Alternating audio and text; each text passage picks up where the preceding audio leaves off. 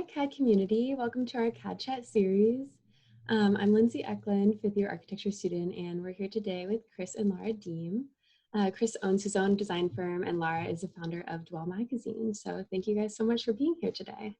It's a pleasure. So first of all, maybe you could let us know what your college experiences were like.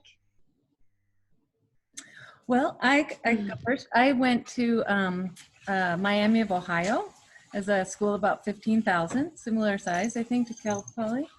And I studied marketing. And yeah, I just thought I'd go into business because my parents had a business, and I just thought that's what one did. And then I kind of took a few detours after college and ended up going back to school I studied some industrial design, interior design, and then Dwell launched out of that. And now I'm back in college, and I'm taking some classes towards a master's in counseling. So it's been varied. Perpetual student. Yeah. Awesome. And I went to Cal Poly, and I'm a graduate of Cal Poly, and I started there in 1980, and it was a really exciting time at the school. There was kind of a 5-year window there where an incredible group of people came through the school that have all gone on to become pretty well known and recognized in the field. And so it was exciting to be a part of that. And, you know, there was kind of a really healthy competition amongst the students to try and do the most interesting, best work we could do. And so that kind of pushed everybody to a pretty high level. And it was a time actually when, you know, it was when punk rock and new wave were really at their peak. And so it was just, everything felt really new and exciting. And a lot of us architecture students were in bands too. So it was a great time to be at Cal Poly. And then also influenced by Florence, right? Oh yeah, and then I did the Florence program for my last year, for my senior year, and that was like life-changing. Really set me on kind of my relatively current direction. Awesome. Very cool. Okay. Maybe then you could also tell us a little bit about your career path and how you ended up where you are after graduation. Sure. So after I graduated from college, I moved to Chicago and actually ran a little store for my dad, selling high-end rocks and minerals as art. It was a really hard proposition in 1989, so it didn't work out so well. So I actually, I was just searching a lot around in my 20s, sort of what I wanted to do. And I was able to have that freedom because a family business sold. So I really was like searching. And until I found Dwell, or the idea of Dwell, which was maybe 10 years after I graduated, I hadn't really like stuck in with any one thing. And then Dwell was like a light bulb moment for me. I was like, I've got to start a magazine that talks about architecture like in an intelligent way, but yet is accessible enough to get people excited about using innovative architecture. So, and then from there, I had a CEO run it for a while, but I was super involved. And then through the years, I mean, it's been 20 years. And then I was CEO for a period of time, and now we have another one, another CEO, so I can go back to school. Yeah. Very cool. And so I guess my career path has been a little bit twisty-turny as well, but after Cal Poly, I graduated when I was in Italy, and so I stayed in Italy and worked for several years. So I was working over there for a couple of very, very well-known architects and designers. Antonio Ciccerio is one, who's both an architect and a furniture designer, probably better known as a furniture designer. And before that, I had worked for Matteo Toon, who was one of the original 5 founding members of Memphis, the Memphis design movement in the 80s. And so I actually thought I was going to stay in Italy and be an expat. But I realized that I really wanted to work for myself, and it felt like I would have had to put in just years and years and years before I could open my own studio in Italy. So I decided that I would come back to San Francisco and basically go out on my own, and which I did. And so I started doing, well, obviously I worked for quite a few people, but then while I was working for other architects, I started kind of building and making furniture on the side for myself and for some small galleries. And so that when I went on my own, I was actually doing kind of both furniture design and architecture. And in the beginning, it was mostly architecture, a little bit of furniture. And then over the years, it transitioned to almost all furniture design and selected architecture projects. I also, for 15 years, I was designing Airstream trailers for Airstream as a outside designer for them. I also worked for some big American companies, like I was a retainer, what they call a retainer studio for Herman Miller. So I was doing design for Herman Miller for the last 8 years or something.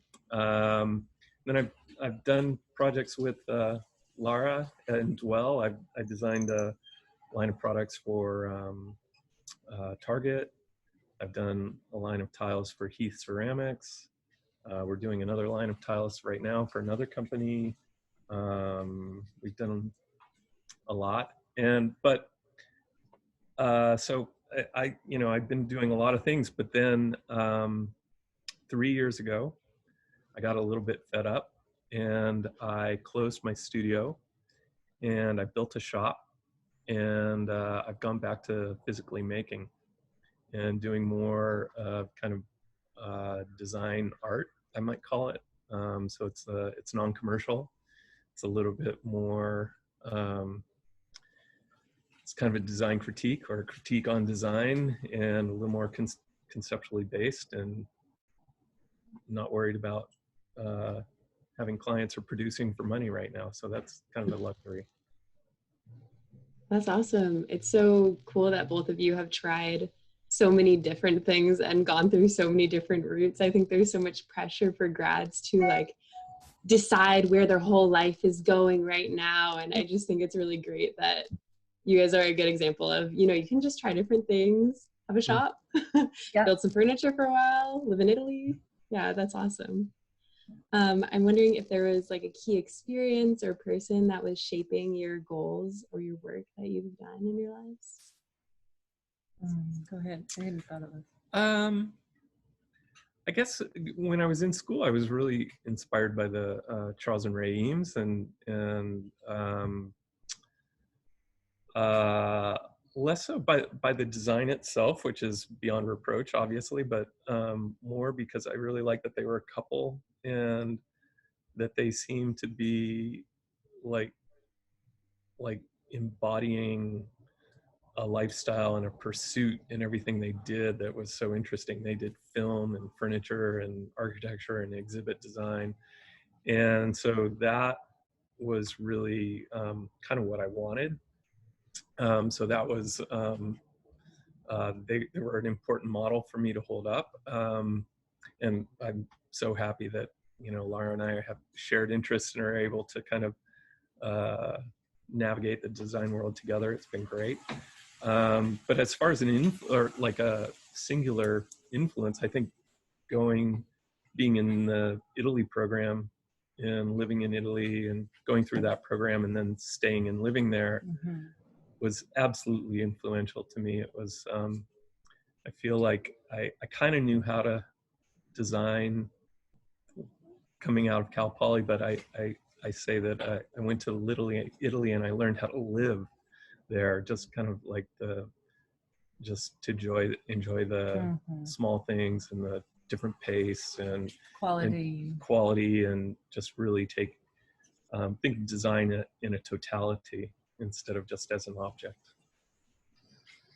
And for me, I'd say it's architects. Really, I tease sometimes that Chris was my muse for Dwell, but like he kind of was, and not just him. And a lot of our friends at the time were also architects. Many of them from Cal Poly, and I just saw how talented they all were. And yet, what was being built was just like, you know, super boring. And I just thought that was just a question of exposure, that we didn't have exposure to this culture in the US. So that was the idea. So I still really remain like a big fangirl of architects. I love that. That's awesome. Well, you guys already spoke a little bit about your collaboration. Was there anything else interesting from that collaboration that you wanted to share? Our twins. Yeah. Yeah. Well, I think so Lara and I have built a few houses over the years, and what's interesting in our relationship and our collaboration is Lara is like super fearless with the big ideas. She's just like let's start a magazine. Let's when we do an architecture project, it's like she has the biggest, craziest ideas, and I'm always the kind of like, oh crap, and I struggle through how are we going to make that happen, and initially doubtful and thinking how hard and expensive it's going to be, and then in the end I kind of finally always go, yeah, you're right, let's do it that way, and so then I'm the one that sweats the details. And makes it happen. But yeah, we try to, in the collaborations we've done for Dwell, we try to what we always said is like, let's give physical form to the voice of Dwell, and so we spent a lot of time thinking about what Dwell stands for, and what that design means. And so we think, well, it's it's smart, it's innovative, it's of this time, it's responsible, it's optimistic, et cetera, et cetera. And so for example, when I started designing the line for Target, it was like, how do we embody that? How do we go about designing those things? But yeah, we're always trying to think about the greater culture, and how do we push out our message, which is great design should be accessible, should be understandable, it should be really enrich people's lives, it should make the culture better. And that's I think what we stand for, really, is just we want to have a more humane, more beautiful, more understanding culture. And we've chosen design as the vehicle for that, of all things. Amazing. That's so beautiful. So both of you do a lot of work outside of the traditional architecture practice. Do you have any advice for architecture graduates, or maybe people from other disciplines who are trying to integrate that kind of work into a traditional architecture practice, or maybe tips of how you both went about it? Well, I think the architectural education is so strong, really. I think it has components of everything from engineering to psychology to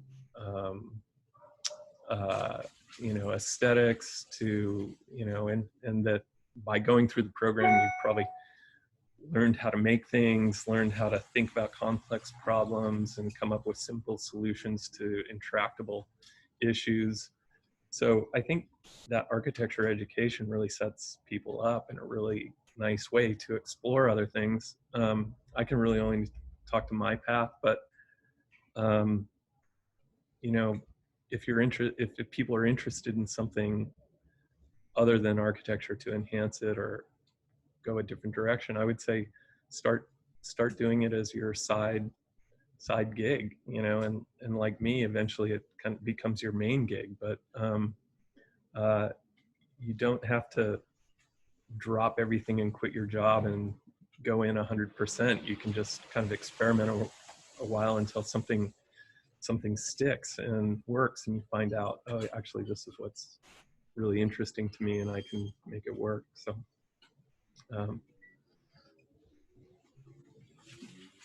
I don't have an answer to that. Because I don't really do architecture. But I would say in general, it's great to remain curious about things and follow like your inclinations. And because sometimes it's hard. It's not like you get like these epiphanies, I want to do this. So we have to like stay tuned to ourselves somehow.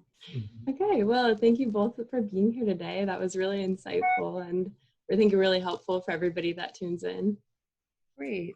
Well, nice to meet you. Nice to meet you, and thanks for having us. Best of luck and congratulations for almost getting through your 5th year. Thank you so much. Yeah, that's great. All right. Okay. Goodbye. Bye.